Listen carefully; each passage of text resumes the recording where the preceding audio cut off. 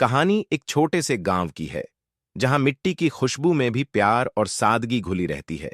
यही था सुनीता का घर और उसका सबसे बड़ा सुख, उसका बेटा आरव। सुनीता के पति कई साल पहले ही इस दुनिया को छोड़कर चले गए थे। तब से वो मां भी बनी, पिता भी बनी और अपने बेटे की पूरी दुनिया भी। हर सुबह वो खेतों में मजदूरी करती और शाम को घर लौटकर आरव के हाथों में एक किताब थमाती। पढ़ बेटा, तू ही मेरा सपना है। आरव भी मासूम था, समझता था अपनी मां की मेहनत, लेकिन कभी पूरी सच्चाई नहीं जानता था। एक दिन स्कूल में प्रतियोगिता थी। टीचर ने कहा, अगले हफ्ते सब अपने पापा के साथ आएंगे। आरव चुप हो गया, नजरें झुका लीं। शाम को घर आया, कुछ बोला नहीं। सुनीता समझ गई, मां थी ना।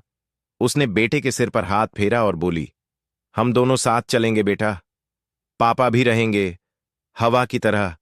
और उस रात सुनीता ने चुपके से अपनी सबसे कीमती चीज, अपने मंगलसूत्र को बेच दिया, क्योंकि प्रतियोगिता के लिए स्कूल यूनिफॉर्म चाहिए थी और जूते भी। उसने अपनी यादें बेची, अपने सपने नहीं। प्रतियोगिता का दिन आया। आरव मंच पर गया, दबी आवाज में बोला, मेरे पापा, वो मेरे साथ नहीं हैं। बच्चे हंस पड़े, टीचर भी असमंजस में। आरव की आंखों में आंसू आ गए। तभी भीड़ से एक आवाज आई, वो अकेला नहीं है, उसकी मां उसके साथ है। सबकी नजरें मुड़ी। सुनीता खड़ी थी, लेकिन नंगे पांव, क्योंकि उसने जूते सिर्फ आरव के लिए खरीदे थे, अपने लिए नहीं। आरव रोते हुए दौड़ा और मां से लिपट गया। मां, तुमने मेरे लिए इतना सब क्यों? सुनीता की आंखें चमक उठीं। क्योंकि बेटा, मां की जिंदगी का हर त्याग सिर्फ अपने बच्चे की एक मुस्कुराहट से पूरा हो जाता है। वक्त बीतता गया।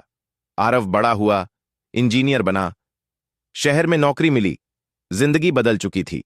लेकिन आज भी जब भी वह किसी महंगी चीज के लिए पैसे निकालता है, तो उसकी आंखें उस दिन की यादों से भर उठती हैं।